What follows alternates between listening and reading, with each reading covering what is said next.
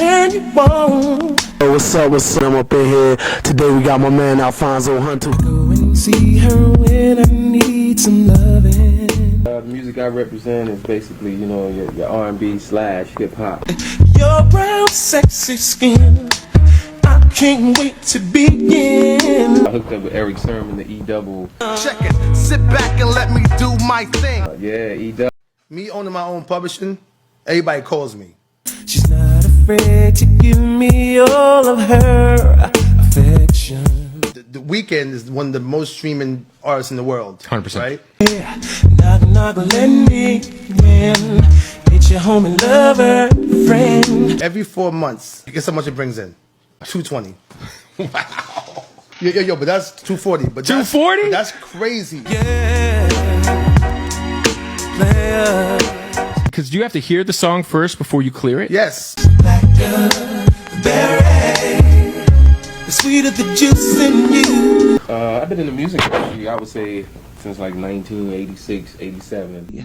After working hard all week, a pretty face I need to see. Even when they did the Mad Singer and somebody on the Mad Singer did the record. Yeah. Mad Singer called me. I'm not scared to say. No rules, I'm breaking the law. See, he right here, he living proof. And her sweet perfume fills the room. Yeah, she's my weekend thing. Ever notice how certain 90s R&B stars just vanish overnight, like completely off the radar? Take Alfonzo Hunter, for example. He had hits, fans, and even industry backing. Then suddenly, poof, gone. Was he sabotaged by shady record label execs, buried by behind-the-scenes drama, or did Hunter secretly have a hand in his own disappearance? Buckle up, because the answer is juicier and darker than you'd ever guess. Now, for those of you who blinked and missed it, Alfonzo Hunter was a rising star born in Chicago in 1973. He exploded onto the R&B scene in the mid-90s with catchy hits like Just the Way, Playas Play, and Weekend Thang. Signed to Def Squad Records, everything seemed to line up perfectly. Talent, charisma, major industry backing, until suddenly, it didn't. Just as quickly as his star began to shine, Hunter vanished from the spotlight, leaving fans in the music world scratching their heads. But why? Let's dig into the dirt. Now, if you're thinking Hunter just randomly decided to ghost his own career, think again. Behind the scenes, Def Squad Records, yeah, the label run by legendary producer Eric Sermon was caught up in some serious drama. See, right after Alfonso's debut album started gaining buzz, Def Squad abruptly jumped ship from EMI to Motown Records. Sounds simple, right? Wrong. The move sparked an internal war at the label, and Hunter got caught right in the middle. His highly anticipated second album, already hyped up and ready to roll, was mysteriously shelved with no clear explanation. Rumors swirled that shady execs played favorites, deliberately sidelining Alfonso to clear the path for other artists they saw as bigger moneymakers. Suddenly, Hunter went from next big thing status to completely forgotten, leaving fans wondering if he was sabotaged on purpose. But why would a promising talent get blacklisted at the peak of his hype? Turns out, the truth goes even deeper and darker than just record label politics. Alright, here's the part nobody really talks about, but it's the part that actually explains everything. The music industry in the 90s? It wasn't just about talent. It was about power, control, and backroom deals. And Alfonzo Hunter? He wasn't just a casualty of a messy label transition. He may have been intentionally iced out. Let's break it down. His debut album, Blackballed, had all the ingredients for success. Solid production, strong features, charting singles. But just as his name started gaining traction, there were whispers that Hunter wasn't playing the game. Some insiders say he butted heads with key players at Def Squad, including execs who didn't like how independent or outspoken he was becoming. Others suggest his style, this smooth blend of R&B and hip-hop, was too much of a wild card for labels trying to fit artists into neat little boxes. And let's not forget, the late 90s were ruthless. If you weren't willing to compromise or kiss the right rings, you got dropped, erased, or straight up blackballed. Now here's where it gets even messier. There were talks, unconfirmed but persistent, that Hunter knew too much about certain dealings inside the label, like money moves being made under the table type stuff. Allegedly, he wasn't supposed to ask questions, but when he did, that sophomore album mysteriously disappeared, and so did his career. Coincidence? I don't think so. and we're just getting started. Now here's what really makes Alfonzo Hunter's story different from your typical one-hit wonder tale. He didn't go down swinging, screaming, or exposing people. He went silent. Completely silent. No public rants, no dramatic interviews, no tell-all exposés, and that silence, it says a lot. People close to the industry started whispering that Hunter had been forced into the shadows, not just professionally, but personally. The kind of silence that comes from NDAs, or fear. And the longer he stayed quiet, the more rumors started to build. Some said he was battling serious financial issues behind the scenes. Others hinted that he was dealing with depression, worn down by an industry that chews you up and spits you out. One of the more disturbing rumors, that he never got paid properly for Blackballed. Despite the success of his singles, insiders claimed his royalties were tied up in legal limbo, with management and label drama keeping him from seeing a dime. Imagine dropping a hit album, getting national airplay, and watching everyone around you cash out, except you. And maybe that's why Hunter chose silence. Maybe speaking out meant burning bridges he couldn't afford to torch. Or maybe he did speak, and we just weren't supposed to hear it. Either way, Alfonso's vanishing act wasn't some dramatic meltdown. It was quiet, calculated, and kind of tragic.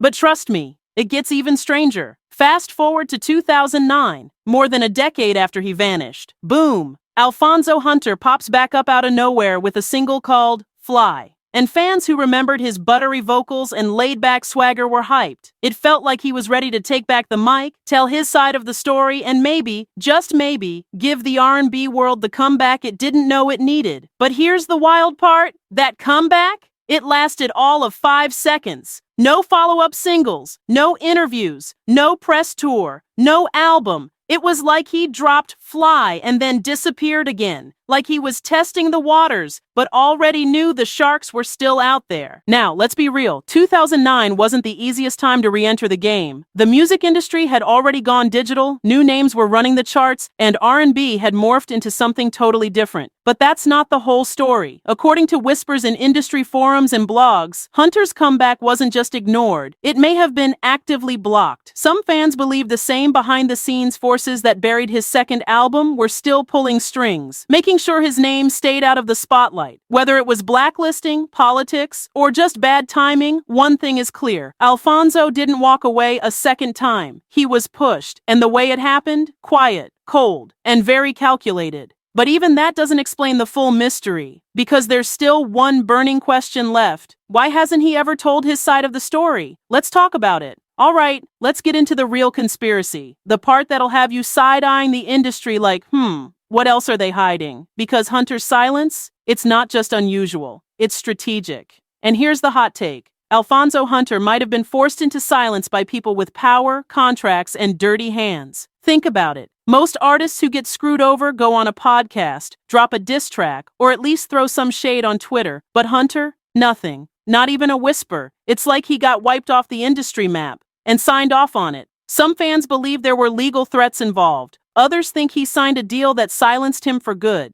The theory? He knew too much about shady label finances, possible fraud, and backroom royalty games. And then there's the darker possibility. He may have been financially trapped. Imagine getting advance money for an album that never releases and then being told you owe the label. That's a real trap in the music business. Once they shelve your album, they still own your rights, your image, and your silence. And you're stuck paying back money you never even got a chance to earn. So instead of fighting a legal war he couldn't afford, Hunter may have decided to walk away entirely, quietly protecting himself and maybe even his family. It's not just a career that vanished. It's a man who disappeared from public life, possibly to survive the very industry that made him. And yet, we're not done, because even now, his name still sparks debate in fan circles. So what do we actually know about his life today? Let's unpack that mystery next. So here's the part that really raises eyebrows. No one knows what Alfonzo Hunter's net worth is. Like, at all. Try to look it up and you'll find nothing. No estimates, no interviews, no flashy purchases, no broke celebrity headlines either. It's like the man just dipped out of the spotlight and the system. And that's weird, right? Because let's be real, he had charting singles, radio play, and a record deal with one of the hottest hip-hop collectives of the time. He should have had some kind of financial legacy, but rumor has it he got caught in the same trap that's taken out so many other 90s artists. unpaid royalties, sketchy contracts, and music rights he never owned. Some say Alfonzo's financial downfall started when Def Squad's label deal crumbled and his second album vanished. Others believe he never saw a dime from his biggest singles because the label fronted the costs, then turned around and claimed the profits. Classic industry move. And with no public record of him suing for royalties or speaking out, it's possible he never could. The silence around his money situation is just as loud as the silence around his career. Was he broke? Was he quietly bought off? Or is he living low-key, out of the spotlight by choice, possibly done with the whole messy business of fame? Either way, one thing's for sure. Whatever he earned, it clearly didn't match what he was worth. But let's end this on something more than just industry mess. Because for all the shady stuff, Alfonzo Hunter did leave a mark. So what will he actually be remembered for?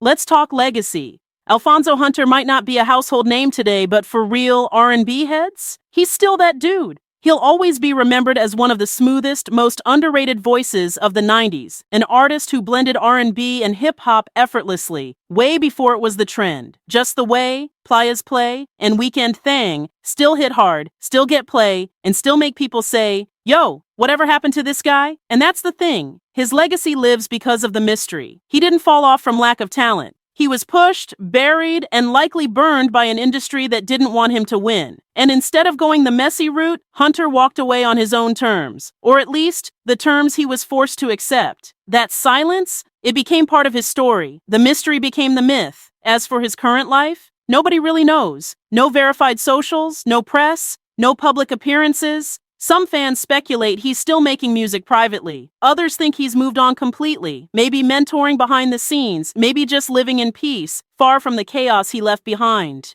But here's what we do know. Alfonzo Hunter was never a flop. He was a victim of an industry that rewards silence, punishes independence, and buries talent if it doesn't play the game. And that makes his story bigger than just one artist. It's a cautionary tale for anyone chasing fame without reading the fine print. So next time you hear one of his tracks, just know there's a whole story behind that voice. A story of success, sabotage, and survival. And maybe that's the most R&B thing ever. He didn't disappear because he failed. He disappeared because the industry couldn't control him.